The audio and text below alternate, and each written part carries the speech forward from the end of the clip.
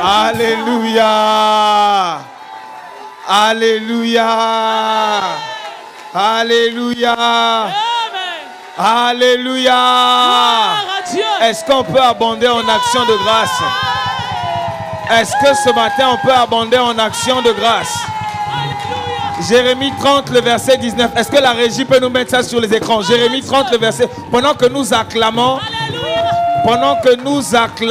est-ce que la régie peut nous mettre Jérémie 30, le verset 19 sur les écrans? Alors, continue à abonder en action de grâce. Aïe, aïe, aïe, aïe, aïe. Est-ce que tu peux acclamer le Seigneur ce matin? Est-ce que tu peux faire mieux que ça, mieux que ça, mieux que ça? Hey, je croyais qu'il y a quelqu'un qui devait sauter là où il est là-bas. Je croyais que tu devais sauter, que tu devais pousser des cris de joie. Ah, je croyais. La Bible dit, du milieu d'eux s'élèveront des actions de grâce et des cris de réjouissance. Je les multiplierai et ils ne diminueront pas. Je les honorerai et ils ne seront pas méprisés. Est-ce que tu peux acclamer? Ce verset veut simplement dire que le Seigneur multiplie lorsque nous lui rendons des actions de grâce. Et donc pendant que tu es en train de rendre des actions de grâce ce matin, le Seigneur multiplie dans ta vie. Il fait ce que tu ne pensais même pas. Au-delà de ce que tu pouvais penser ou imaginer, le Seigneur t'honore. Le Seigneur multiplie ses bontés. Le Seigneur renouvelle ses grâces dans ta vie. Est-ce que tu peux acclamer? Acclame Jésus ce matin. Acclame-le, acclame. Ne t'arrête pas. Maintenant, tu vas faire quelque chose. Pendant que tu acclames, tu déclares des paroles. Souviens-toi de ce que le Seigneur a fait pour toi. Et déclare des paroles de reconnaissance ce matin. Parle à Dieu pendant que tu acclames. Hey Seigneur, je te bénis pour mes enfants. Je rends des actions de grâce pour mes enfants. Je rends des actions de grâce pour ma maison. Je rends des actions de grâce pour ma vie. Je rends des actions de grâce pour mon église. Je te bénis pour mon pasteur. Je rends des actions de grâce ce matin. Je me souviens de tout ce que tu as fait. Je me souviens de tout ce que tu as accompli. Et je ne peux rester insensible ce matin. C'est pourquoi je te rends des actions de grâce. Alléluia. Alléluia.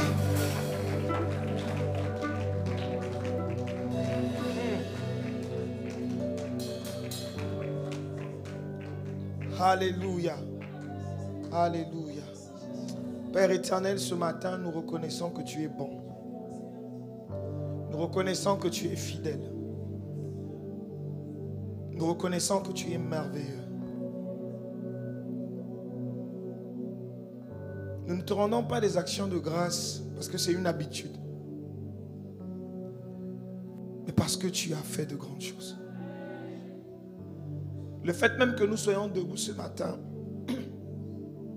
c'est le résultat de ta grâce, de ta miséricorde et de ta bonté. Seigneur, nous te disons merci. Merci.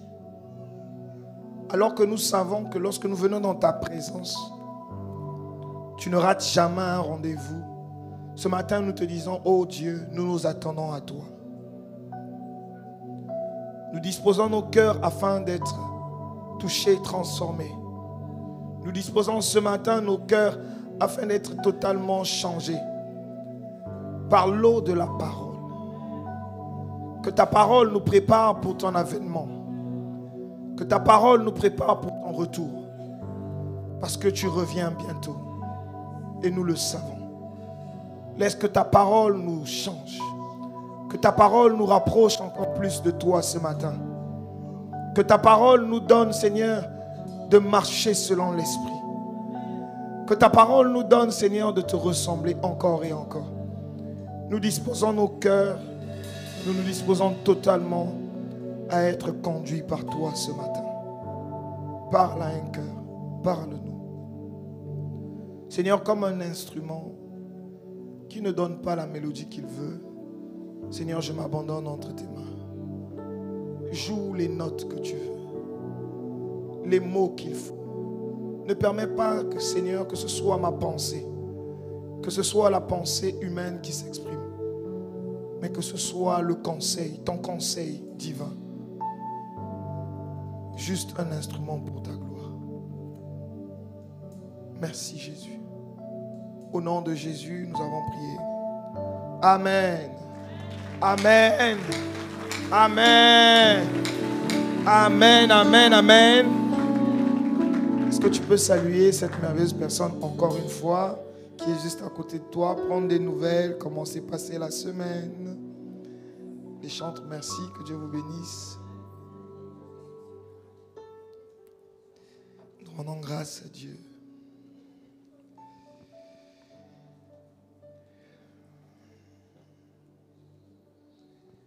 Amen.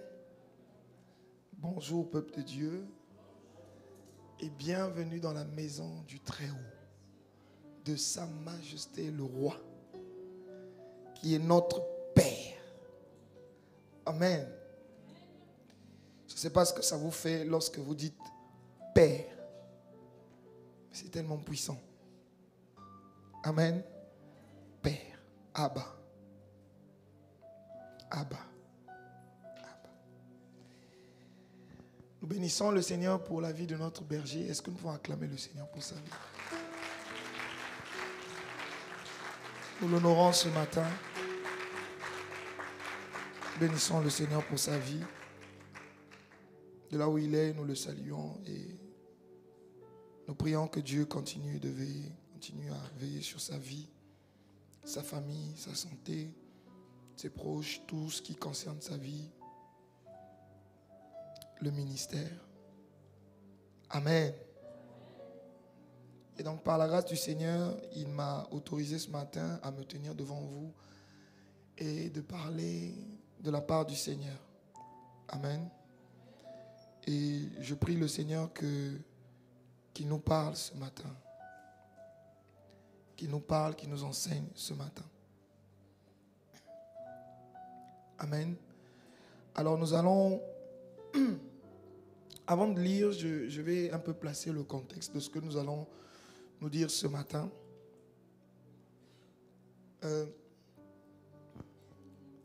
Ce matin, nous voulons parler d'un thème assez simple.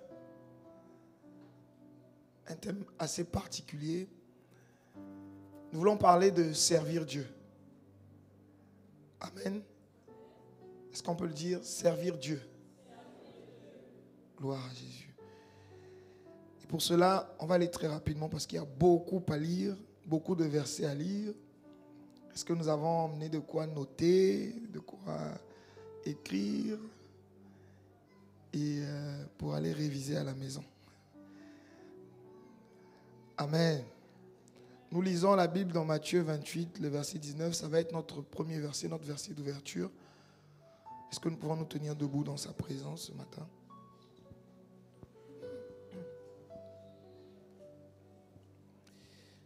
La Bible dit dans Matthieu 28, le verset 19, « Allez, faites de toutes les nations des disciples, les baptisant au nom du Père, du Fils et du Saint-Esprit. » Allez, faites de toutes les nations des disciples, les baptisant au nom du Père, du Fils et du Saint-Esprit. Amen. Est-ce qu'on peut acclamer le Seigneur? Gloire à Dieu. Alors ce matin, je l'ai dit, nous voulons parler de servir Dieu. Vous savez, servir Dieu à venir à l'église. Alléluia. Ce n'est pas parce que vous venez à l'église ou que vous allez à l'église que vous servez Dieu. Servir Dieu ne se limite pas à intégrer un département. Alléluia. Ce n'est pas parce que vous êtes chantre à l'église. Ce n'est pas parce que vous êtes protocole à l'accueil ou encore vous êtes à l'audiovisuel ou à l'intercession que forcément vous servez Dieu. C'est assez bizarre, hein? Servir Dieu, ce n'est pas parce que vous prêchez que vous servez Dieu. Alléluia. Parce que des fois, la plupart du temps, nous nous servons de Dieu au lieu de servir Dieu. Ne vous est-ce pas arrivé déjà de rencontrer des personnes qui font ce qu'elles font, pas pour Dieu, mais parce qu'elles veulent se nourrir? Alléluia. Il y a des gens qui prêchent l'évangile, pas pour le salut des âmes, mais pour avoir l'argent. Ma question va être, est-ce que ces personnes-là servent Dieu ou ils se servent de Dieu? Alléluia. Il y a des gens qui chantent pour leur propre gloire, pas pour la gloire de Dieu.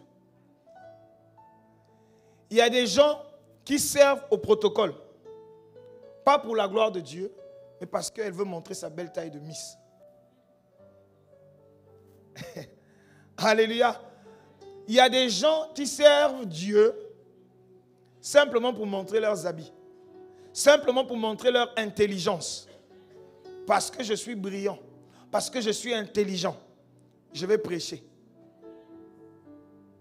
Parce que je parle bien, je vais devenir un prédicateur. Alléluia. Il y a des gens qui servent Dieu pour plusieurs raisons. Mais ce n'est pas servir Dieu. Ils se servent de Dieu pour leurs propres besoins. Alléluia. Il y a des gens qui servent Dieu, je vais aller plus loin, pour avoir la protection.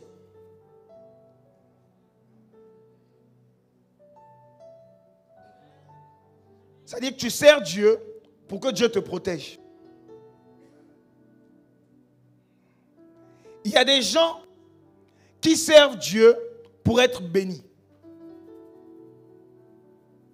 C'est bizarre, le frère David, mais il commence à dire quoi ce matin?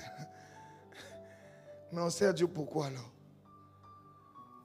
Il y a des gens qui servent Dieu pour avoir les biens de ce monde. Il y a des gens, si tu enlèves mariage dans sa vie là, il ne va plus servir. Il vient à l'église pour prier parce qu'il veut se marier. Il vient à l'église prier parce qu'il va avoir l'argent. Bon. Est-ce que vous ne savez pas qu'il y a des gens, dès qu'ils ont l'argent, ils ne viennent plus à l'église? Donc on se pose la question. La personne l'a servait pourquoi? Est-ce que c'était Dieu qu'elle servait? Ou bien c'était pour avoir l'argent? Aujourd'hui, on a fait de Dieu un féticheur. Quelqu'un auprès de qui on va lui donner quelque chose et lui derrière il va nous donner. Alléluia. Comme un magicien.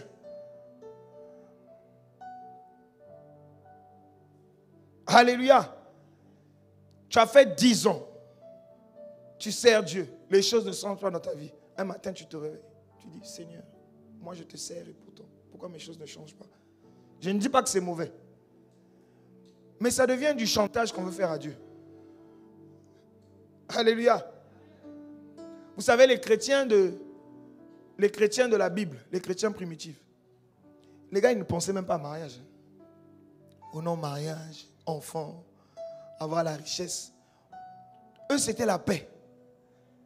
Ils voulaient juste trouver un endroit où ils peuvent prier calmement. Parce qu'on les traquait. On les poursuivait pour les tuer, pour les abattre, pour finir avec eux. Ils étaient persécutés.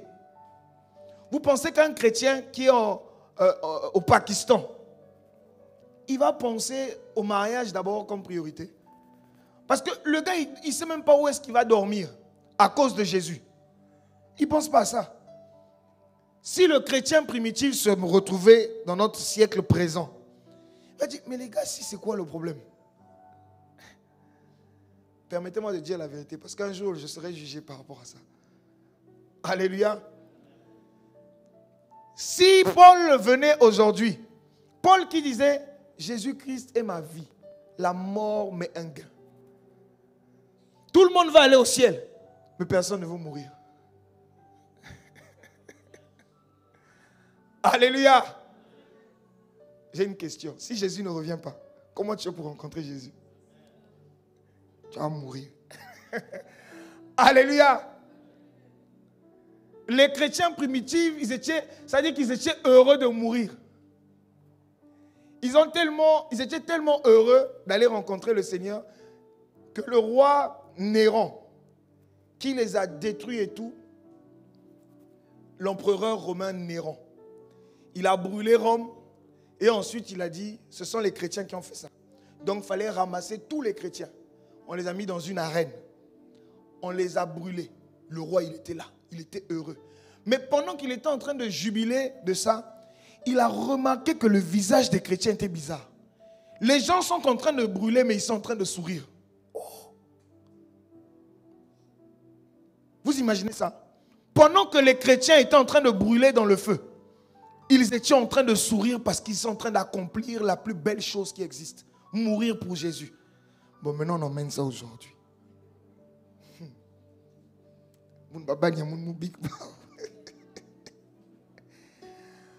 Hey! La Bible dit que, pas la Bible, mais l'histoire raconte que l'apôtre Pierre, pendant qu'on crucifiait sa femme, il encourageait sa femme. Et on a fini de crucifier sa femme. Lui aussi, on devait le crucifier. Il dit, attendez, calmez-vous. Moi, pas comme mon Seigneur. Moi, la tête en bas, les pieds en l'air. Je ne suis pas digne de mourir comme mon Seigneur. J'ai dit, Seigneur, mais nous-mêmes, est-ce qu'on est chrétiens? Alléluia. Je ne dis pas que les biens de ce monde ne sont pas importants. Je ne dis pas que le mariage n'est pas bien. Moi-même, je suis marié. Je ne dis pas qu'avoir des enfants, moi-même, je suis. Moi-même, je prie pour ça. Alléluia. Mais aujourd'hui, ça devient le centre de tout. La raison pour laquelle les églises sont remplies.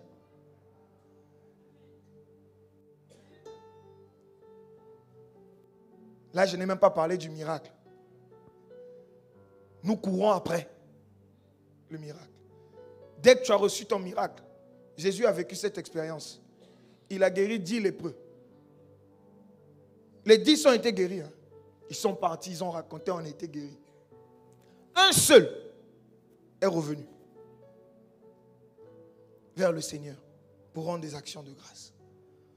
Voilà le quotidien des chrétiens. C'est pourquoi quand on te dit d'acclamer là, tu fais genre Dieu n'a pas fait quelque chose dans ta vie. Tu n'acclames pas. On dit acclamer, action de grâce. Donc quoi, Dieu n'a rien fait dans ta vie. Alléluia. Est-ce qu'on peut acclamer le Seigneur? Gloire à Jésus.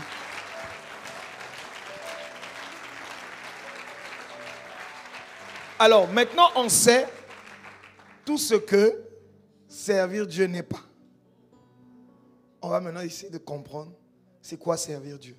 Pendant ce moment, pendant cet exposé, nous allons développer 9 aspects de servir Dieu. La première, ça va être c'est quoi servir Dieu? Servir Dieu, c'est obéir à sa volonté. C'est faire la volonté de Dieu. Alléluia. Servir Dieu, c'est faire la volonté de Dieu. Maintenant, c'est quoi faire la volonté de Dieu? Je vais relire Matthieu 28, le verset 19. Allez, faites de toutes les nations des disciples, les baptisant au nom du Père, du Fils et du Saint-Esprit. Le Seigneur a donné un commandement, un ordre, une recommandation, une instruction. Une seule chose. Il n'a pas donné deux. Une seule chose. Il dit quoi? Allez, faites de toutes les nations des disciples. Maintenant, écoutons ceci. Si tout ce que vous faites n'a pas pour but de faire des disciples, c'est que vous ne servez pas Dieu.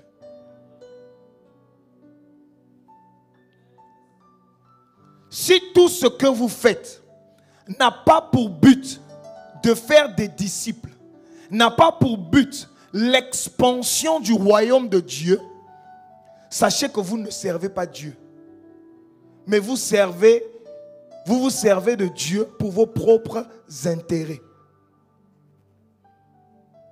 Amen.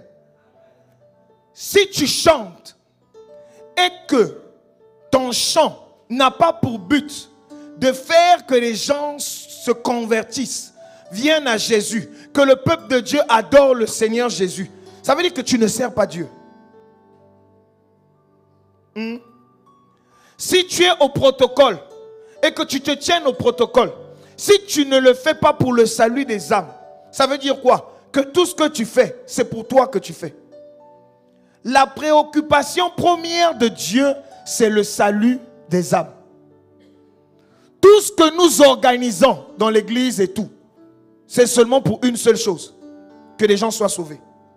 La raison pour laquelle nous sommes sur terre, lorsque nous avons donné nos vies à Christ, normalement on a donné la vie à Christ et puis on va pour l'éternité, on aura mourir et puis on part. Non. Mais le Seigneur veut que nous restions là pour aller et faire de toutes les nations des disciples. Alléluia.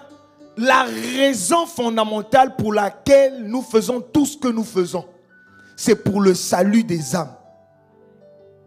Il n'y a pas deux raisons. On est sauvé pour sauver. La mission du chrétien sur cette terre, c'est d'étendre le royaume. C'est de recruter plus de personnes pour Dieu.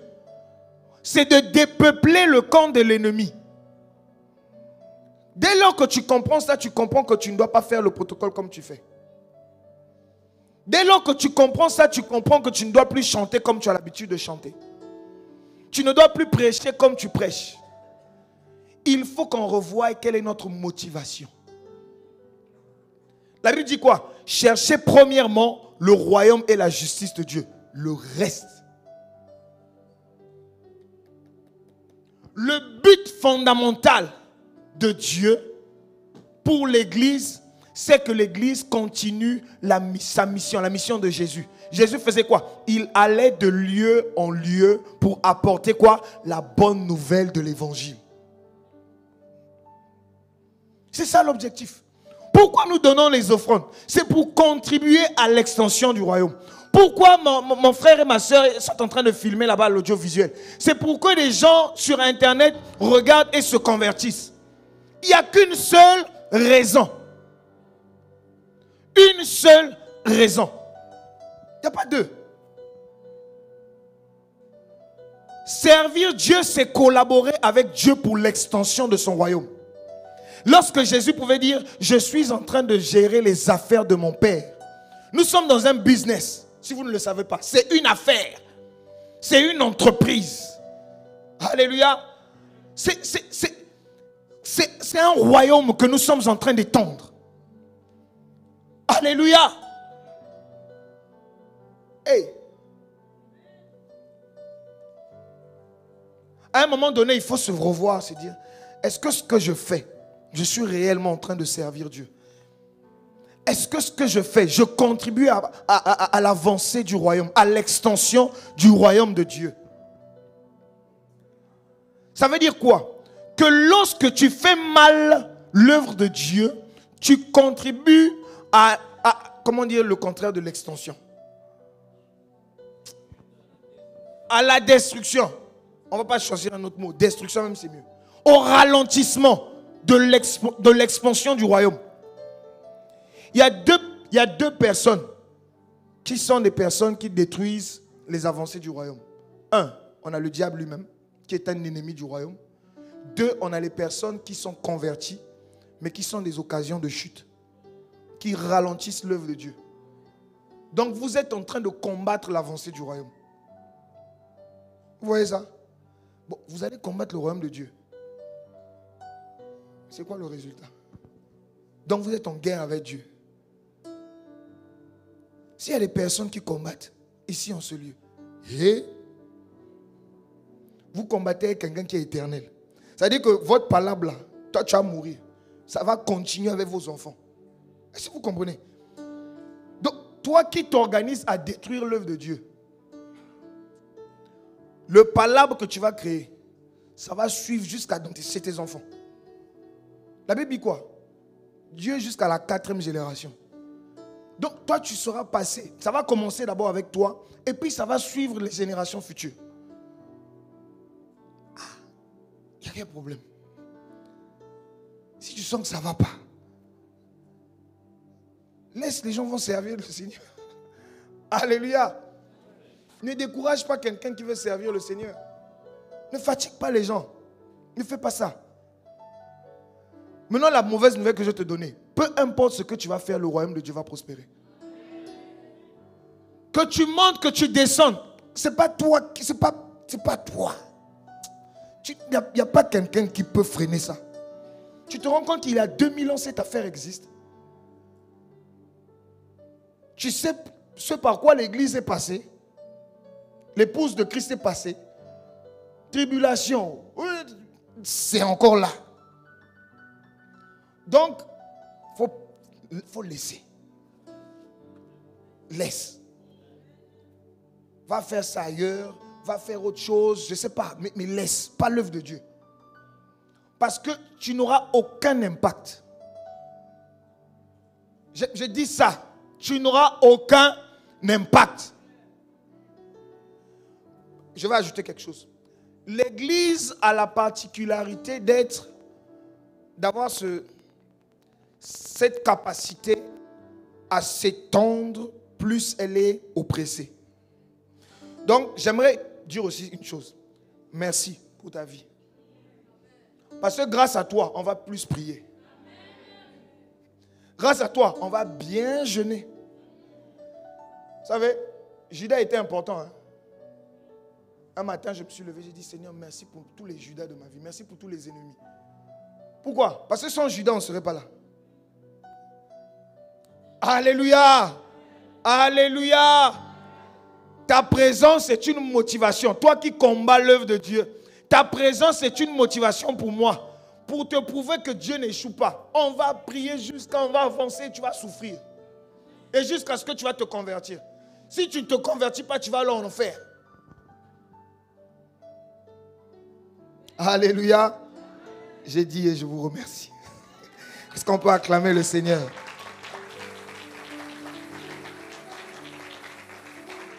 Tout ce que nous faisons, si ça ne va pas dans le sens de gagner des âmes à Christ, nous ne servons pas Dieu. Tout ce que nous faisons, si le frère joue son piano et dans sa tête c'est pour plaire aux jeunes filles, c'est pas ça. Hein? C'est pas pour Dieu. Si ton objectif c'est juste d'exprimer ton talent, ce n'est pas pour Dieu. Si ton objectif c'est pour faire le matalana, ce n'est pas pour Dieu. Si tu servais Dieu juste comme ça, je vais même aller plus loin. Une bonne raison, souvent que nous rencontrons, surtout avec les chants quand on reçoit les nouvelles personnes. Moi-même au début, c'est pour ça que je servais Dieu. Servir Dieu par reconnaissance de ce qu'il a fait. Ok, c'est un très bon point. Hein? C'est une bonne chose. Mais le piège dans ça, ça veut dire que le jour où il ne fait pas, tu ne le sers pas. Ou le jour où quelque chose de mauvais t'arrive, tu arrêtes de le servir. Parce que ta motivation pour le service, c'est quoi? La reconnaissance. Alléluia. Vous voyez la nuance? Alléluia. Je ne dis pas que c'est une mauvaise chose, c'est une très bonne chose. Mais c'est une partie de la vérité. Il faut aller plus loin. Servir Dieu, c'est obéir. Obéir. Tout chrétien, le deuxième point que nous allons voir, c'est que tout chrétien est appelé à servir Dieu. C'est un appel de tous les chrétiens. Servir Dieu, ce n'est pas forcément prêcher. Tout le monde veut tenir le micro.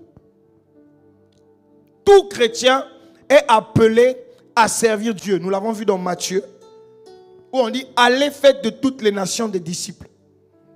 Nous tous, nous sommes là. Ceux qui sont baptisés, nés de nouveau. Nous sommes en mission. La mission, c'est de gagner des âmes à Christ. Donc, c'est un appel général au royaume, à ceux qui sont dans le royaume de Dieu. C'est un appel, il faut l'intégrer. Tout chrétien est appelé à servir Dieu. Tout chrétien. Oh non, moi j'attends l'appel de Dieu. Non, tu es appelé à servir Dieu. Nous sommes tous appelés à servir Dieu. Tous appelés à contribuer pour l'expansion du royaume. Le troisième point que nous allons voir, c'est on ne sert pas Dieu par émotion, mais par obéissance. On ne sert pas Dieu par feeling. Je sens qu'aujourd'hui j'ai envie de servir Dieu. Non. Je sens que je n'ai pas envie de servir Dieu. On ne sert pas Dieu par émotion, mais par obéissance. Dis à ton voisin, obéissance. Obéissance. La Bible dit dans 1 Samuel 15, le verset 22, je vais lire 1 Samuel 15, le verset 22. La Bible dit ceci. Samuel dit, l'Éternel trouve-t-il du plaisir dans les holocaustes et les sacrifices, comme dans l'obéissance à la voix de l'Éternel? Voici, l'obéissance vaut mieux que les sacrifices, et l'observation de sa parole vaut mieux que la graisse des béliers. Alléluia. Les sacrifices, la différence qu'il y a entre le sacrifice et l'obéissance, c'est que lorsqu'on sacrifie, c'est souvent par feeling, souvent par émotion, parce que nous aimons trop, parce que nous voulons obtenir quelque chose. C'est motivé par une sorte d'émotion. Alléluia. Le sacrifice. Là, par exemple, pour le cas de Samuel, c'était la pression. Il avait la pression de son armée. Alors que l'armée voisine était prête pour le combat, lui, il fallait attendre le prophète Samuel. Cette pression-là a fait que le gars, il fasse ce que le prophète devait faire. Il a offert à Dieu un sacrifice par émotion, pas par obéissance. Alléluia. L'émotion l'a poussé à faire une bonne chose. Tout ce que l'on fait, tout sacrifice que l'on fait dans la maison de Dieu n'est pas forcément agréé par Dieu.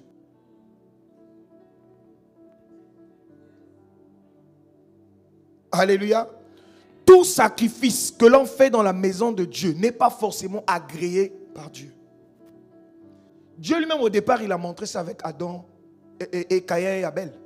Il a agréé l'offrande de Abel, mais il a rejeté celle de Caïn. Il y a des offrandes que Dieu rejette.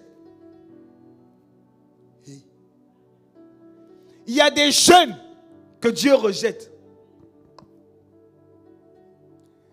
Il y a des prières que Dieu n'entend pas. Ça ressemble à du bruit pour ses oreilles. Ce n'est pas moi qui le dis.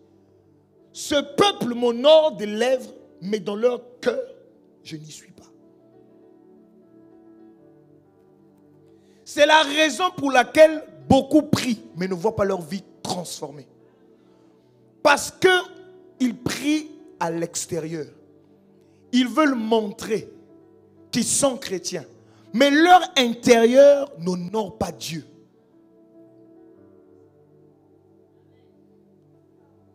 Moi, je ne connais pas ta vie. Je ne connais pas la mienne. Et rassure-toi, je n'ai pas la prétention de vouloir connaître. Ni l'envie.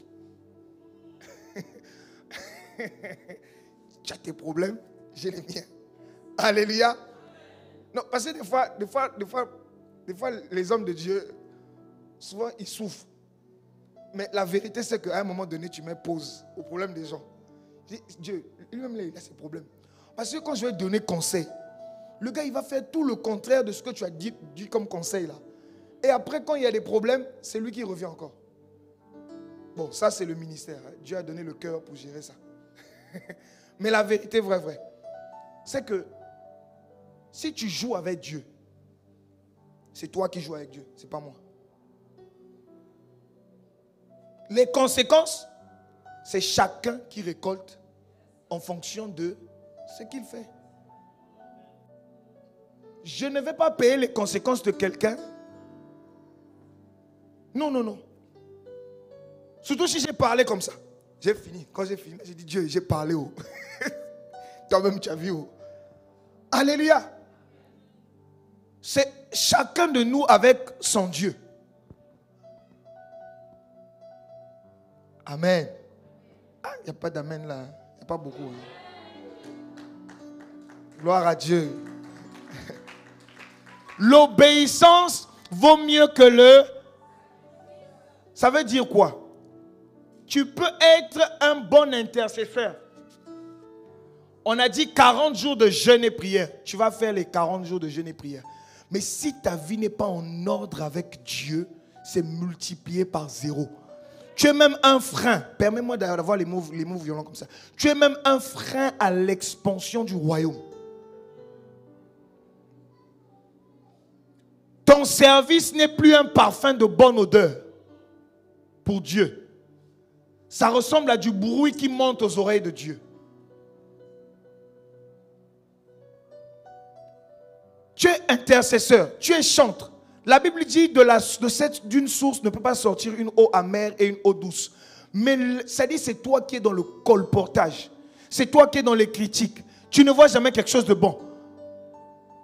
Et puis tu penses que tu contribues à l'expansion du royaume? Non. Dieu te voit. Arrête ça. Alléluia. Alléluia. Arrête ça. Hey, les émotions. On ne sert pas Dieu avec émotion. Ça veut dire que quand je me lève du bon pied, je vais à l'église.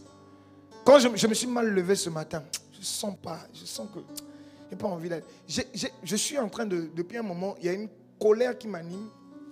Permettez-moi de le dire. Il y a des gens à qui Dieu parle beaucoup, hein, beaucoup même. Ça dit toi-même, tu restes comme je dis, Dieu, moi Dieu ne me parle pas. Hein. Dieu lui parle. Qui viennent souvent vous donner des programmes et tout et tout. Mais elles-mêmes, elles sont incapables de respecter les programmes de l'église. Ces personnes-là.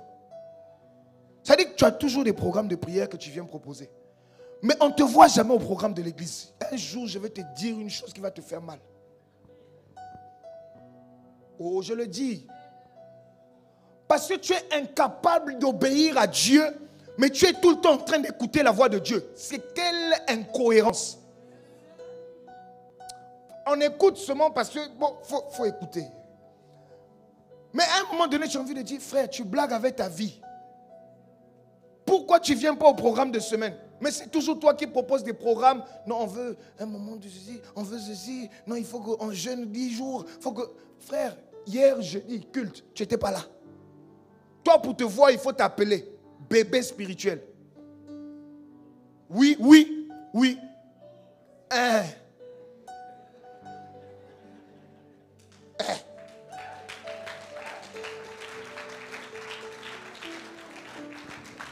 Moi-même, j'ai déjà été bébé spirituel.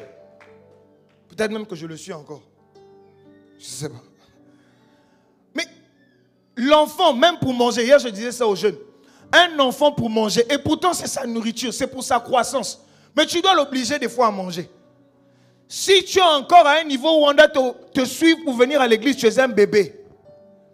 Peu importe le nombre de connaissances, les versets bibliques que tu connais de Dieu, tu es un bébé. J'ai dit, oh, à la fin je vais partir, je vais rentrer chez moi. Alléluia. Oui. Si tu es quelqu'un, on doit te chercher pour venir à l'église. Tu es un bébé spirituel. Tu es encore au lait. Bébé, yo, yo, yo, yo.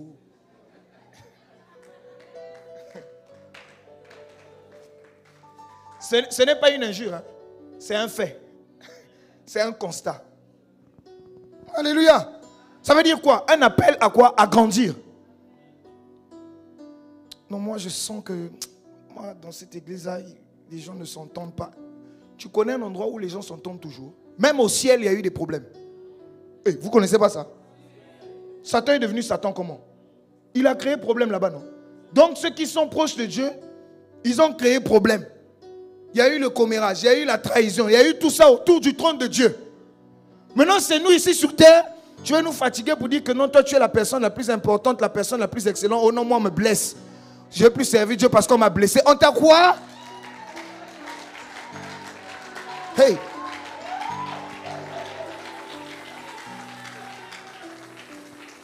Ok. On va encore te blesser. Oui. Non, moi je ne sers pas Dieu parce que je suis frustré. Tu es quoi? Tu es frustré? Ok. Non, les frustrations. Je ne sers pas Dieu parce que le frère David, de toute façon, il me regarde. Ah. Ok. Moi-même là, la vérité, je ne vais pas arrêter de te regarder mal. Ça va encore arriver. Vous savez, un jour, l'apôtre Paul a corrigé l'apôtre Pierre, qui était comme un peu... c'est lui à qui Jésus avait laissé les clés. Mais Pierre avait un comportement bizarre. Il se comportait d'une certaine manière là et tout. Quand il était avec les païens, des chrétiens, mais enfin des païens qui sont devenus chrétiens, mais qui n'étaient pas juifs. Et à un moment donné, les juifs chrétiens sont arrivés. Paul a remarqué que l'apôtre Pierre était maintenant genre réticent, quoi. Il s'éloignait un peu et tout. Et l'apôtre Paul a dit, vieux Pierre, ça c'est pas bon. Ça là, il faut changer ça. C'est pas bon. Donc toi, on ne peut pas te dire que non, ce que tu fais est mauvais. Vous savez pourquoi l'Afrique n'avance pas? Parce qu'on est émotif. C'est-à-dire, on a peur de se dire la vérité. Les anglophones disent se challenger. On ne dit pas d'être impoli. Parce que c'est aussi ça. Il y a des gens qui sont impolis. Il faut changer. Que Dieu convertisse ta bouche. Dis Amen. Permettez-moi de parler comme ça. Permettez-moi de parler comme ça. Je m'excuse déjà. Mais il faut se dire des fois la vérité. Des fois dans les églises, on développe un système d'hypocrisie. Simplement parce qu'on a peur de vexer. Oh non, on va faire mal. Non, on va et tout. Moi-même le premier. C'est-à-dire tu cherches les mots. Non, à un moment donné, tu vas t'asseoir. Mon frère, si tu peux, tu veux t'asseoir. Tu vois, ce que tu as fait là, c'est pas bon. Il ne faut plus faire ça. Ça m'a fait mal. S'il prend ça bien, c'est bien. S'il prend ça mal, c'est son problème. Toi, tu as dit, quand tu as fini là, tu prends tes pieds, tu es parti. Et puis c'est tout. Mais tellement on développe cette incrédulité, c'est que, cette hypocrisie, tu as un problème avec un frère. Au lieu d'aller voir le frère, tu vas voir 4 frères. Le frère un tel m'a fait ceci. Comment il peut me faire ça? Le frère un tel m'a... le frère ci m'a mal parlé. Le frère ci... Donc maintenant à l'église, on est 5 frères, on sait que le frère un tel parle mal. Mais lui-même le concerné ne sait pas. Vous voyez un peu? Et c'est comme ça qu'on détruit. Là, on ne travaille pas pour l'expansion du royaume, mais pour la destruction du royaume. La Bible nous dit que si tu as un problème, va voir la personne. Va voir. Et si ça continue, tu donnes l'autorisation de prendre un ancien. Et si malgré ça, ça continue, allez voir le pasteur. Pas aller murmurer. Tout le quartier doit savoir que non, le frère Intel m'a dit ça. Alléluia. Sortant des émotions, du feeling. On ne sert pas Dieu par émotion. On sert Dieu par obéissance. Je disais la différence entre l'obéissance et le sacrifice. C'est que le sacrifice, tu le fais des fois par émotion. Ok? Il y a quelque chose qui te touche et tu veux te sacrifier. Mais l'obéissance, tu fais parce que c'est dit. C'est-à-dire que tu ne réfléchis pas si c'est bien ou si c'est mauvais. Si Dieu a dit, j'obéis.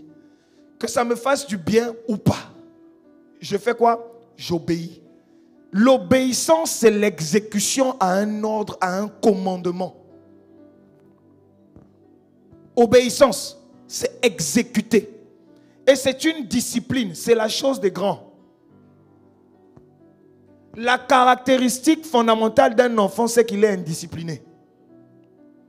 C'est l'indiscipline. Mais quand tu deviens mature, tu apprends à être discipliné. À faire ce qui doit être fait, même quand on n'a pas envie de le faire. Alléluia. C'est ça la maturité. Nous allons avancer. Le point 4. Nos vies doivent être au service de Dieu. Romains 12, oui, je crois que c'est 12, oui, 12, le verset 1. Romains 12, le verset 1. La Bible dit ceci: je vous exhorte donc, frères, par les compassions de Dieu, à offrir vos corps comme un sacrifice vivant, saint, agréable à Dieu, ce qui sera de votre part un culte raisonnable. Est-ce qu'on peut lire la version parole vivante? La version parole vivante. La Bible dit ceci, la version parole vivante: je vous demande donc, frères, à cause de la bonté que Dieu vous a témoignée, de lui consacrer votre être tout entier.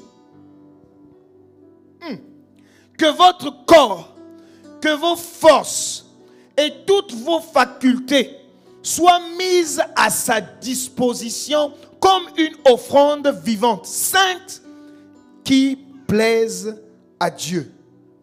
Waouh! Comment on sert Dieu? Avec quoi? Avec quel outil? Avec tout ton être.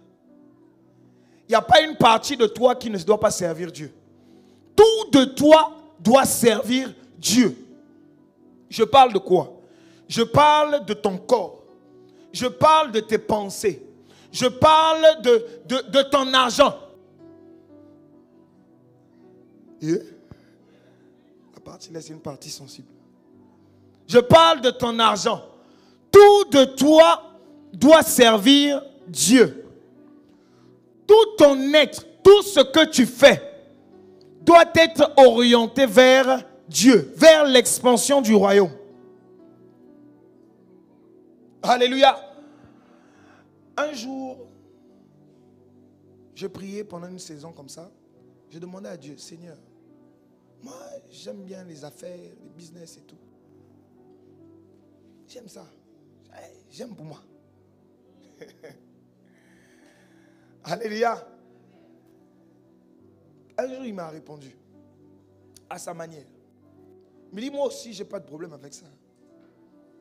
Mais si tout ce que tu fais ne s'aligne pas pour ma gloire, je ne suis pas dedans. Alléluia. Si tout ce que tu fais,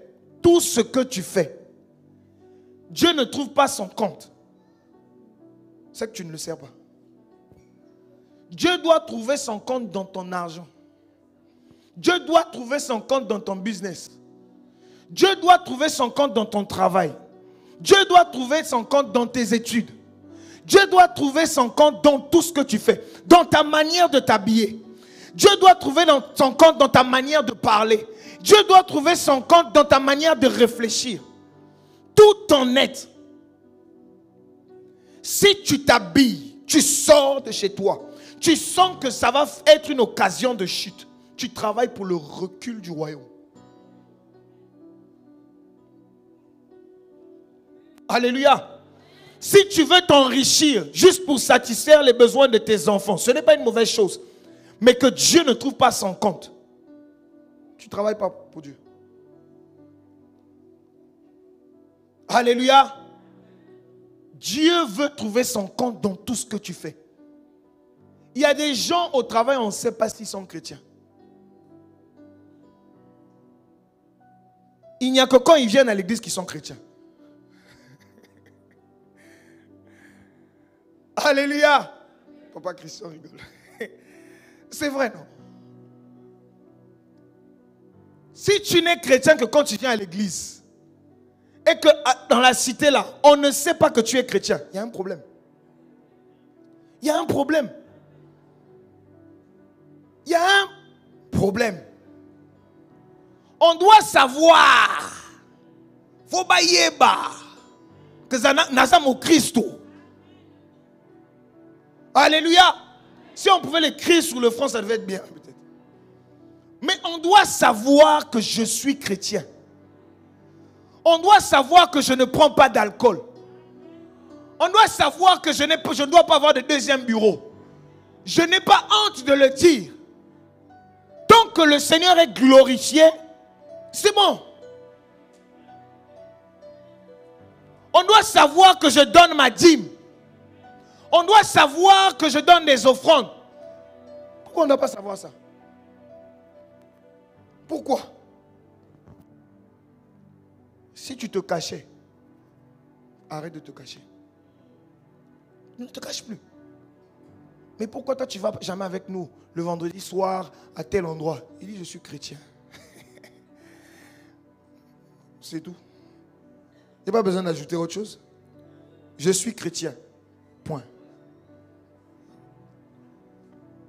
Mais pourquoi tu ne fais pas ci? Pourquoi on ne te voit jamais prendre ceci? Je suis chrétien. Alléluia. Et vous savez pourquoi je dis point? Parce que généralement, souvent les gens ont du mal à continuer. Dès que tu dis que tu es chrétien, s'il veut que tu expliques, tu dis non mais je suis chrétien, tu veux que je t'explique quoi encore? Je suis chrétien. Alléluia. Alléluia.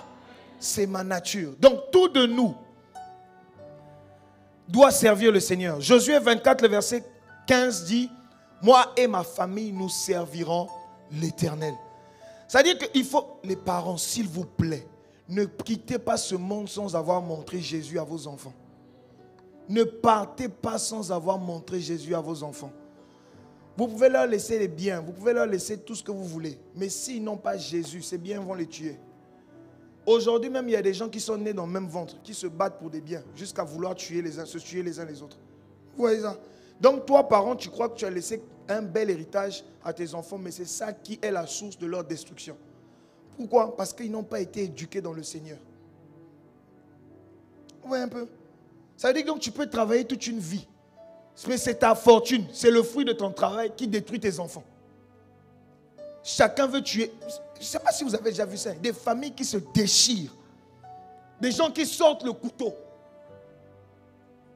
pour vouloir se tuer. Les gens qui vont se blinder chez les féticheurs. Parce qu'ils veulent tuer le grand frère. Ou bien il n'y a que moi qui tombe dessus. Alléluia. Jésus, montrez aux enfants Jésus. Montrez aux enfants Jésus. Montrons-leur Jésus. Jésus, Jésus, Jésus. Même lorsque ça ne va pas, continuons à se dire Jésus, Jésus. Un jour, ils vont s'en souvenir. C'est ce que la Bible nous dit. Un jour, ils s'en souviendront. Le cinquième point, c'est nous devons servir Dieu avec crainte et tremblement. Ne pas servir Dieu avec négligence. Jérémie 48, le verset 10. Je vous avais dit que nous allons beaucoup lire. Jérémie 48, le verset 10.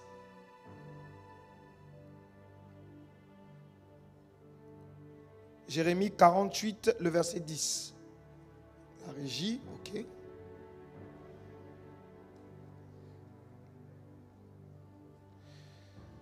La Bible dit ceci. Maudit soit celui qui fait avec négligence l'œuvre de l'Éternel. Maudit soit celui qui éloigne son épée du carnage. Maudit soit celui qui fait l'œuvre de Dieu avec négligence. Je ne vais pas insister dessus. Vous comprenez ce que ça veut dire? C'est très clair, non? Amen. Donc, maudit soit celui qui sert Dieu avec négligence. Romains 12, le verset 11. Ça, je vais le lire très rapidement. Romains 12, le verset 11. 12, le verset 11. La Bible dit ceci. Ayez du zèle et non de la paresse. Soyez fervents d'esprit. Servez le Seigneur. Amen. Nous devons servir le Seigneur avec zèle. Ne pas être paresseux. Nous devons servir le Seigneur avec empressement. Nous devons être passionnés. Servir totalement le Seigneur avec un zèle et une fervente d'esprit ardente. Alléluia, un esprit fervent. Le sixième point que nous voulons voir, c'est servir Dieu doit être considéré comme un sujet de joie. Servir Dieu doit être considéré comme un privilège et un sujet de joie. C'est-à-dire que ça doit être une joie. Psaume 100, le verset 2 dit ceci. Psaume 100, le verset 2. Yes. La Bible dit, servez l'Éternel avec joie. Venez avec allégresse dans sa présence. Servez l'Éternel avec Colossiens 3, le verset 23 à 24. Permettez-moi d'aller vite parce qu'on a un challenge de temps. La Bible dit ceci. Tout ce que vous faites, faites-le de bon cœur, comme pour le Seigneur et non pour des... Toi, pour servir Dieu, tu veux qu'on te félicite, on dise que non, tu as bien servi, que non, vraiment c'est bien et tout. On veut tout le temps les encouragements. Non, tu ne fais pas ça pour les hommes. Sers Dieu, quand on t'encourage ou pas, sers Dieu. Quand tu acclames ou pas, sers Dieu. Quand, je ne sais pas, quand tu élèves ou pas, sers Dieu. Quand te voie ou pas, sers Dieu. Tu n'as pas besoin d'attendre une validation quelconque. Non. Sers Dieu. Obéis à Dieu. Fais la volonté de... C'est tout. Alléluia. Le 7e point, c'est Dieu récompense ceux qui le servent. Dieu récompense ceux qui le servent. Tout à l'heure, nous avons lu Matthieu, nous allons lire maintenant Matthieu 6, le verset 33, qui dit, cherchez premièrement le royaume et la justice de Dieu. Et le reste, toutes ces choses vous seront données par-dessus. C'est-à-dire que servir Dieu, la quête du royaume, travailler pour le royaume doit être la base de tout. Avant de chercher autre chose, c'est d'abord le royaume. Et plus tu cherches le royaume, plus tu t'occupes des affaires de Dieu, Dieu s'occupe de tes affaires.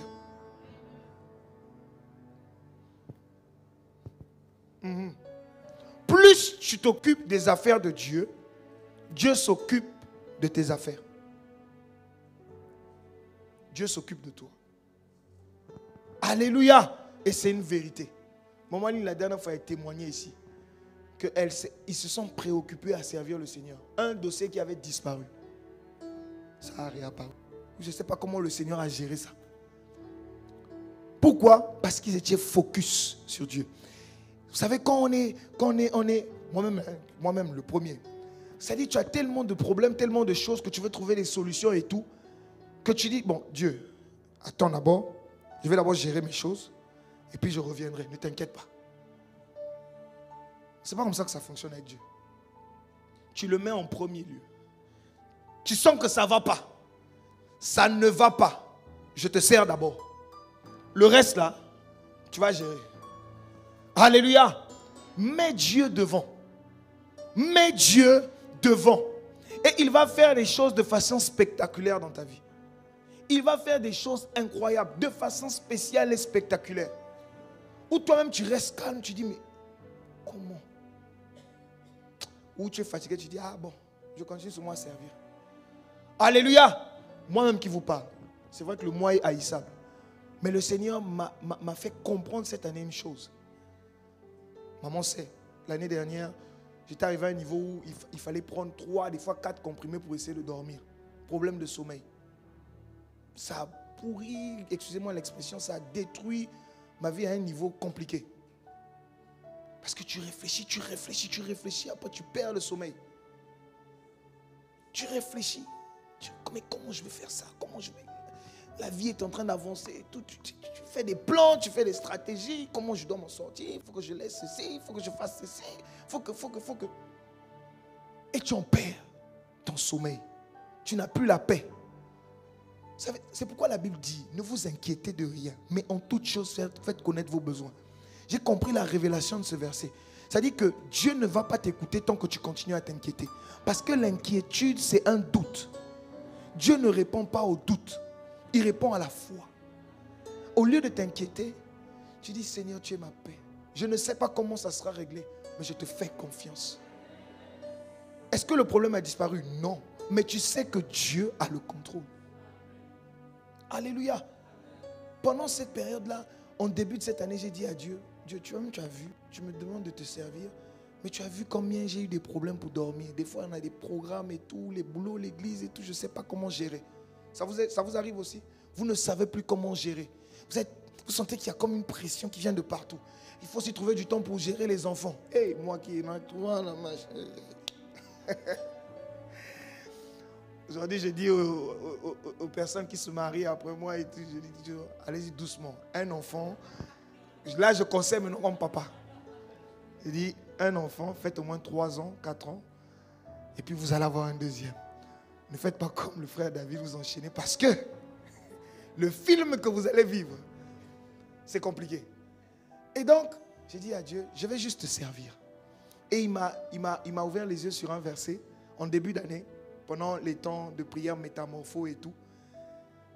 C'est dans Ésaïe, où il dit, ceux qui se confient en l'Éternel renouvellent leur force. Je priais avec ce verset devant moi. J'étais fatigué.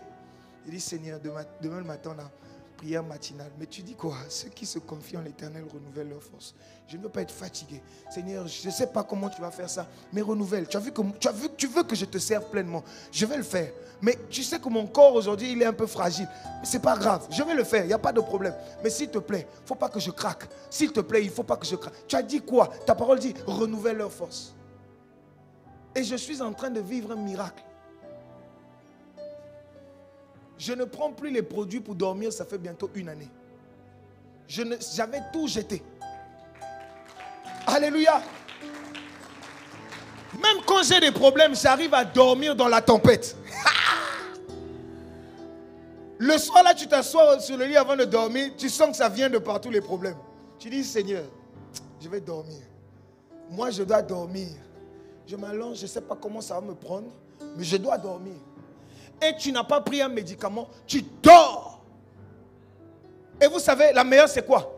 Le matin, parce que souvent nous on a prière matinale avec la JRC. Le matin, Dieu te réveille avant le réveil. Et tu es en forme. Ah, mais Dieu, comment tu fais ça? Ceux qui se confient en l'Éternel renouvellent leur force. Ils courent, ils ne s'arrêtent pas. Ils prennent leur envol. Ils ne se lassent pas. C'est une vérité. Et là, j'ai du temps pour l'église, j'ai du temps pour le boulot, j'ai du temps pour tout. J'arrive à être productif, je passe du temps avec mes enfants, mon épouse. Moi, je me dis, mais comment j'arrive à faire ça? C'est là où le Saint-Esprit prend le contrôle. Vous savez, il y a des prières que nous faisons. Je dis à Dieu, Seigneur, aide-moi à éduquer mes enfants. Apprends-moi à passer du temps avec ma famille. Apprends-moi, parce que moi-même, là, je n'arrive pas à créer. Dieu permet que ça se crée. Il crée des circonstances, il m'apprend. Alléluia. Et tu arrives à être fort. Ce n'est pas moi, c'est Dieu. Est-ce qu'on peut acclamer Dieu? Il renouvelle les forces. Il renouvelle. Exode 23, le verset 25. Nous parlons ici de Dieu récompense ceux qui le servent. Exode 23, le verset 25. Vous servirez l'Éternel votre Dieu, et il bénira votre pain et vos eaux. Et j'éloignerai la maladie du milieu de toi. Hey! Hey! Hey! J'aimerais dire à quelqu'un, la maladie là va comprendre qu'elle n'a pas le droit de rester dans ton corps le jour où tu vas servir pleinement le Seigneur. La maladie va partir, elle va comprendre que ce monsieur doit être au service du Seigneur. Je suis moi-même un témoignage vivant. Je ne parle pas d'une histoire. Je ne parle pas de ce qui est écrit. Je suis un témoignage vivant. Le Seigneur m'a guéri des sinusites. Ça fait plus d'1 année que je ne prends plus les histoires là. Pour dormir, pour ne pas tirer les narines. Mes proches savent, maman sait. Que spécialiste à Koubenda Mambo. Alléluia. Tous les matins tu es grippé. Mais je ne vis plus ça. Un jour, je passais un temps de prière sur EMC, avec EMC, CITV. Et le gars, il priait pour les malades. C'est bizarre, ce jour-là, j'étais là, quoi. Et il dit, toute maladie. À l'instant, l'esprit me dit, mais toi-même, ton truc des narines, là, tu t'es tellement habitué à ça que tu ne penses pas que c'est une maladie. Hein? Je suis là, j'ai dit, oh, comment ça? Depuis que je suis tout petit, je suis comme ça. C'est normal. Ah bon, hein? Ok. Tu es incrédule. Hey. Pourquoi tu ne pries pas pour ça? À l'instant, je me suis repenti. J'ai dit, Seigneur, il faut pardonner. J'ai prié, j'ai dit, Seigneur, guéris-moi de ces problèmes-là. C'est vrai que je suis né comme ça, j'ai grandi comme ça, mais je ne suis pas obligé de rester comme ça. C'est une maladie. J'ai pris ça comme étant une maladie. J'ai prié. Et depuis un moment, je ne sais pas comment ça se fait. Le Seigneur veille. Alléluia. Alléluia. À un moment, j'avais des problèmes de hernie discale. Tu peux pas, vous savez c'est quoi, non? Où je venais ici. Juste avant que je me marie. Je venais ici, j'étais comme ça. Mais les gens ne se rendaient pas compte. J'ai dit, mais ça c'est quelle affaire? Tu vas à l'hôpital, on te donne une batterie de médicaments. J'ai dit à Dieu, ces médicaments-là. J'ai commencé à prendre un moment, j'ai pris ça. Il y a une sainte colère qui m'a animé là. J'ai dit, bon, Dieu, soit c'est toi qui es Dieu ou bien je ne comprends pas. Moi, je ne peux pas te servir et puis avoir des maux de dos comme ça. Guéris-moi de ça. J'ai pris les médicaments, je suis allé jeter. C'est arrivé à un niveau où je n'arrivais pas à me lever tous les matins. Il fallait que faire des mouvements longs et tout. Et depuis là, jusqu'à aujourd'hui, ça fait plus de 5 ans. Ça ne me concerne plus. J'ai posé le service sur la table. J'ai dit, Seigneur, je te sers. Je te sers. N'attendez pas les témoignages de la Bible. Vivez votre expérience avec Dieu. Alléluia. On ne va pas me parler de Dieu. Laissez-moi vous expliquer par ma vie. Alléluia. Je dis toujours aux gens, je suis un témoignage ambulant de la miséricorde de Dieu. Un témoignage ambulant de la grâce de Dieu. Si tu m'arrêtes, je vais te dire, hey, le gars que tu vois là, c'est Dieu. Alléluia. Panneau publicitaire de la grâce de Dieu. Ngolou. La grâce de Dieu. Alléluia. La Bible dit dans Hébreux 6, le verset 10. Nous allons finir 5 minutes, s'il vous plaît. Hébreux 6, le verset 10. Car Dieu n'est pas injuste pour oublier votre travail et l'amour que vous avez montré pour son nom, ayant rendu et rendant encore des services aux saints. Dieu n'est débiteur de personne. Dieu n'oublie pas ce que tu as fait pour son œuvre. Alléluia. Et le troisième point dans ce point-là, c'est Hébreux 6. Non, ça c'est ce que nous venons de dire, c'est Hébreux 6, le verset 10. Nous allons prendre un autre point, le point 8. Nous avons dit que nous avons 9 points. Le point 8, c'est dit, servir Dieu est un autel que nous bâtissons à Dieu. Alléluia. Cela vous met en alliance avec Dieu. Que quelqu'un dise autel. Vous savez, souvent, nous parlons des réclamations de nos familles. Alléluia. Dans la famille, on parle des réclamations et tout. Mais est-ce que vous savez qu'il y a aussi des réclamations en Christ que vous pouvez bâtir pour vos enfants? Ton service, ta fidélité à Dieu va être un autel qui va réclamer tes enfants, réclamer tes petits-fils, réclamer tes arrière-petits-fils. Parce que la Bible dit quoi? Que Dieu, lorsqu'il se fâche, c'est jusqu'à la 4e génération. Mais ses bontés, c'est jusqu'à 1000 générations. Ça veut dire que quand tu es en alliance avec Dieu, il y a des gens qui, dans leur lignée, il n'y aura jamais de bébés noirs. Impossible que ça se fasse. Pourquoi? Parce que vous aurez bâti un autel qui va le réclamer. Moi, je dis toujours, ma progéniture. Je ne sais pas quand Jésus va revenir. Si ce n'est pas maintenant, même jusqu'à 20 générations, vous allez dire le Dieu de. Le Dieu de.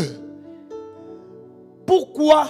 Parce que ce que je fais pour Dieu, c'est une alliance. C'est un autel que je bâtis. Mettez en place un système pour que les réclamations poursuivent vos enfants. Les bonnes réclamations. Les bonnes réclamations. Je suis le résultat des réclamations que l'autel que mes parents ont bâti. Alléluia. Parents, soyez les responsables de certains autels qui vont réclamer vos enfants. Les autels alliance avec Dieu. Regardez ce que la Bible dit. Genèse 17, le verset 7. Genèse 17, le verset 7. La Bible dit ceci. J'établirai mon alliance entre moi et toi et tes descendants après toi selon leur génération. Ce sera une alliance perpétuelle en vertu de laquelle je serai ton Dieu. Alléluia. Et celui de ta postérité après toi. On doit dire le Dieu de mon grand-père. Même si je meurs sans voir les promesses de Dieu, mes enfants verront. Même si je meurs sans voir la totalité des promesses de Dieu, mes arrière-petits-fils vont voir. Il y a des gens, ils n'auront pas besoin de souffrir.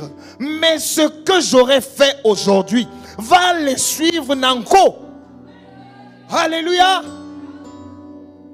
Alléluia. C'est un hôtel. Vous comprenez que ce n'est pas une affaire de seulement cette vie-là que nous vivons. C'est plus que ça. C'est plus que ça. Exode 2, le verset 24. La Bible dit ceci. Dieu entendit leurs gémissements et se souvint de son alliance avec Abraham, Isaac et Jacob. Dieu, 400 ans après, 400 ans, plus de 4 générations plus tard, la Bible nous dit quoi? Que Dieu se souvint de son alliance. Oh, que Dieu se souvienne de mon alliance avec lui. Que Dieu se souvienne de ton alliance avec lui. Dans la vie présente, mais aussi dans la vie future. Qu'un jour, que ton alliance avec lui revienne sur la table. Alléluia. Nous terminons par le point suivant. Le point 9. Une couronne de justice est réservée à ceux qui ont servi jusqu'à la fin. Une couronne de justice est réservée à ceux qui ont servi jusqu'à la fin, ou à ceux qui auront servi jusqu'à la fin. 2 Timothée 4, le verset 7 et 8. Les chants peuvent monter. 2 Timothée 4, le verset 7 et 8. J'ai combattu le bon combat. J'ai achevé la course. J'ai gardé la foi. Verset 8. Désormais la couronne de justice m'est réservée. Le Seigneur, le juste juge, me la donnera dans ce jour-là. Et non seulement à moi, mais encore à tous ceux qui auront aimé son avènement. Alléluia. Au-delà du fait de servir Dieu et de recevoir des bénédictions terrestres, le Seigneur nous dit qu'il y aura une couronne.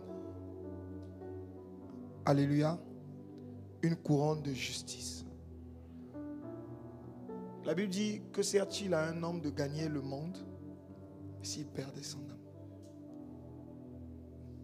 Toutes les richesses, tous les biens, le mariage, toutes les bonnes choses que ce monde peut nous donner ne servent à rien si nous n'avons pas la vie éternelle en Christ. Alléluia. Donc, le Seigneur nous enseigne ce matin que lorsque nous le servons, une couronne de justice nous attend. On peut tous aller au ciel. C'est la prière. Mais vous savez, même au ciel, on n'aura pas tous le même rayonnement. Alléluia. Tu peux aller au ciel. Le salut, ce n'est pas le fait d'avoir servi qui te donne le salut. Non, c'est la foi en Christ. Amen. Tu crois en Christ et tu es sauvé. Mais le niveau de rayonnement que nous aurons au ciel ne sera pas les mêmes. C'est pourquoi la Bible parle des colonnes. Au ciel, on nous parle, dans la Nouvelle Jérusalem, on dit que les 12 apôtres seront les 12 colonnes de la Nouvelle Jérusalem. Pourquoi? À cause du niveau de sacrifice qu'ils ont eu, du niveau d'obéissance. Ce matin, la parole a été donnée. Excusez-moi pour avoir dit les choses de façon crue, mais il le fallait, je pense. C'est vraiment pour nous emmener à faire une introspection, à nous regarder, à nous analyser, à voir comment est-ce que nous avons servi Dieu. Des fois, tu n'as pas la possibilité d'être à l'église tout le temps, comme Joseph d'Arimathée. Oui, il y a des disciples comme ça qui, à cause de leur travail, à cause des occupations qu'ils ont, ils ne peuvent pas être tout le temps disponibles. Sers Dieu avec tes finances. Sers-le bien avec tes finances. Sois un vrai partenaire solide pour l'œuvre de Dieu. Il y a des gens qui peut-être ne peuvent pas venir en semaine et tout. Si la raison est réellement vraie, tu sais, Dieu le sait. Amen. Mais si tu peux te lever dans la nuit pour prier pour le ministère, pour prier pour l'œuvre de Dieu, fais-le. Alléluia. Sers-le avec tes moyens financiers, tes moyens matériels. N'hésite pas. Il y a des gens qui ont donné des parcelles à Dieu. Alléluia. Je ne dis pas que c'est ce que tu dois faire. Mais il y a des gens qui l'ont fait. Il y a des gens qui ne sont même pas des fois dans le département d'intercession, qui nous suivent des fois peut-être en ligne, mais qui passent du temps tous les soirs à prier pour l'église. Ce que je veux dire, c'est quoi? Que ton service pour Dieu ne se limite pas à venir seulement à l'église, mais que tu sois permanemment attaché au service de Dieu. Que à ton lieu de service, trouve le temps de parler de Jésus. Partout où tu te retrouves, à l'école, trouve le temps de parler. Et là, nous avons une recommandation qui nous a été donnée, je crois, il y a 2 dimanches. Un gagne un. Où en est-on? N'oublions pas ceci.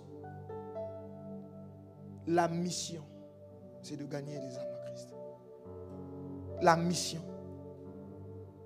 Tu peux être un bon intercesseur, tout ce que tu veux. Mais si tu ne gagnes pas, si tu ne multiplies pas, tu n'as pas encore commencé à servir le Seigneur. Amen. Est-ce que nous pouvons incliner nos têtes et prier simplement dans sa présence? Oui, nous tenir debout dans sa présence.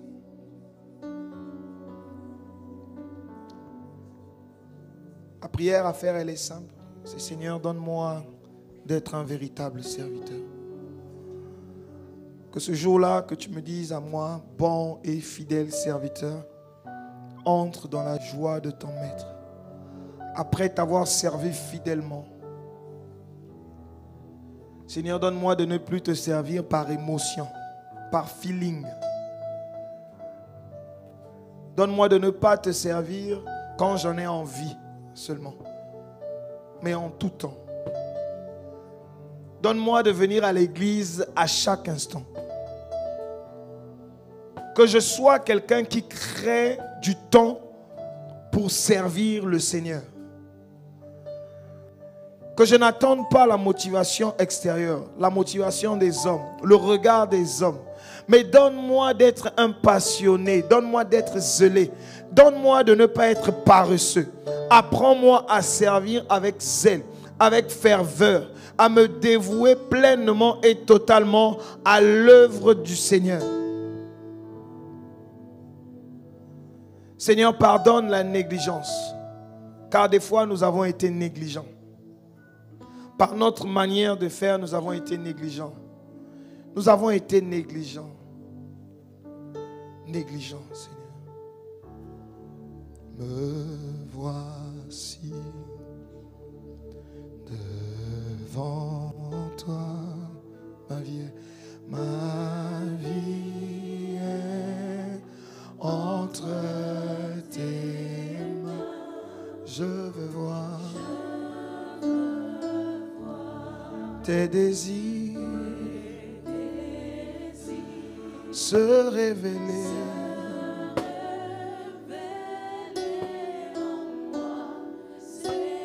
Prends mon cœur, ma vie, comme un sacrifice.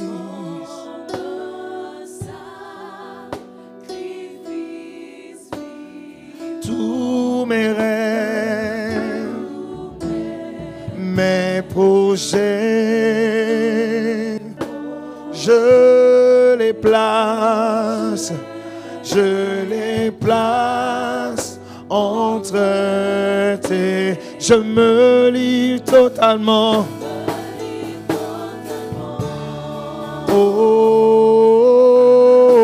Oh, je me livre totalement.